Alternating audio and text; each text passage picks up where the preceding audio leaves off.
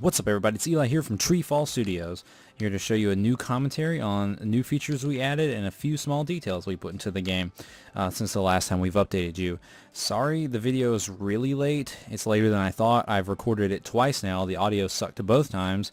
I don't understand why the software I have, I'm not moving far from this mic, and the mic is pretty decent. But the software we're using to record somehow lets my voice fade off right after I say something. Like, it sounds like I'm backing away from the mic, and you lose parts of the commentary, so I had to scrap it, and it was like 13 minutes each time.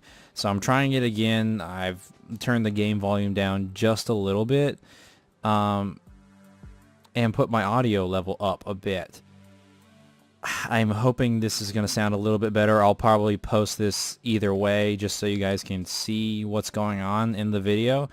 If not, we're going to try to have to upgrade to some better equipment. I was also thinking about going live on Twitch to stream updates so you guys can see in real time and chat with me what you want to see, and we'll show you stuff.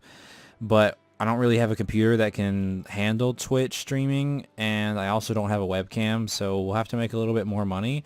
But if Twitch streaming is something you'd like to see us do in the future, leave a comment below and we'll try to figure out how to address that. If you can see, one of the first details here is I added new lighting effects with code. So when you walk under things, you're shadowed, which is awesome. It gives the game a much more realistic depth. And then the main thing we're going to show you started in the bonus level for World 1. If you don't want spoilers to little Easter eggs in the game, you want to discover this stuff on your own, you should probably turn off the video and just, you know, say, thanks, dude, but I'll check it out when I play the game. Actually, leave that exact same comment. Be like, dude, this video was wonderful, but I'm not going to watch it because I'm going to play your game, which is totally fine. I know some people don't really care. It's just a small Easter egg, so you'll really like it. So basically, what we were doing for one of the last days, we were polishing up this game. Me and my artists were going through and adding more sprites to the levels to add in extra detail. As you can see, there's snowballs. There is skis now, and one of my favorite things added to the snow level is there's a snowman, and it's really cute because it has an animated scarf blowing in the wind. I also love the zoom in feature, by the way. You can do that in multiplayer as well. Each person can change their own zoom, and because they're on their own screen. If you didn't check out our multiplayer video, go check it out. It's on our YouTube channel now. It's pretty awesome. So what we did was added these new art sprites. We added them throughout the game. But I saw the snowballs and I got this cool idea. I went into code and I made it to where if you're standing on the snowballs and you shoot your magic beams, you throw snowballs. And I thought that was just the cutest little thing, and like, it's supposed to be an Easter egg, you know, for lots of people won't see this video, so they won't know. So when they're playing, I placed all these snowballs to where you would go and be shooting at enemies right when you're walking by them.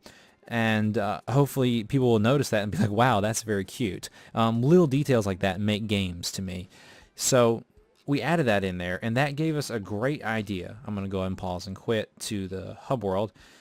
That gave us a great idea to, you know, similar to Metroid, to where this character, Nomi, has the ability to change different beams. Also, you notice we put gears and other things like that on the hub worlds. Some of the hub worlds weren't really decked out with their environment assets, so we fixed that, and most of them look a lot better.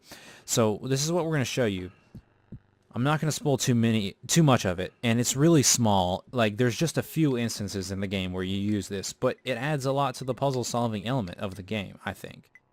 You can switch through beams. So your magic beam, that's what the regular beam is called, it's used to shoot pots, break open pots, and shoot and kill enemies. You also have a fire beam. If you press down on the D-pad, you switch to fire beam, and you can see that there, and it's actually animated. And then if you press right on the control pad or D-pad, whichever you prefer, you will shoot at electric beam. So, didn't mean to do that.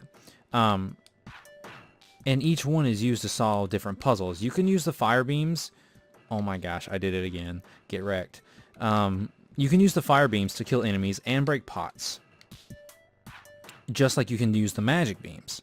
but you can't use electric beams to break pots. But there are certain enemies, which I'm not really going to get into, but you will be able to attack with electric beams. Okay. Come on, Jaspy. Alright, so here's an example. You can see here, there's this wall that you cannot cross.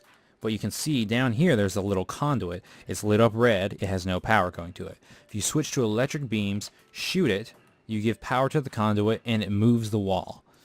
You can also see it lit up green, and there's electricity going through there, which is super cool. And now you can go through the wall and continue playing the level. So that was that's like the main feature that we added. That's the last feature we're adding. The game is almost done. We're just going to polish it up just a little bit more, and we're going to add a couple more puzzle instances like that one we just showed you throughout the game to make the beams, really worth the addition of the game. And that's only going to take us a week or 2 weeks, so I can't really tell you how long it's going to take Nintendo to test the title. I'm going to go ahead and just project a month or two. So you're looking at a late August, September release. I'm really excited to see what you guys think of this game, because I've had a lot of people test it, and we've had all of our team check it out, and they really think it's the most polished, most professional, and the funnest game we have. They also think it's pretty difficult, but that's how it's supposed to be. So everyone who thinks it's going to be too easy, you might be in for a surprise. But I'm really excited to see what you guys think, and the game's really built for speedrunners, and you'll be able to do co-op and make out different paths for co-op and single player. I'm really excited to see you guys stream it live on Twitch, different things like that, just like you did with the Perplexing Orb. We had great fans that streamed those games. That was awesome to watch. I sure hope you guys get a lot of enjoyment from this game as well. You can see Jasper here collecting these pink gems that only he can get, which are really fun. And you can zoom in the camera on Jasper as well. But you don't have to. You can leave it zoomed out, or you can zoom it in on either character, which is also really cool, I think. So that's the extent of the update we're going to show you. We're not going to show you much, but just want to show you that we added 2 new beams to the game. They share the same beam ammo, so you still have to project carefully what you shoot, and you can't just mindlessly shoot out all your beams to, spam out through different enemies and stuff like that. But there are puzzle elements to the game, a little bit more so than just using magic beams to break pots and shoot enemies and just run and jump through the level.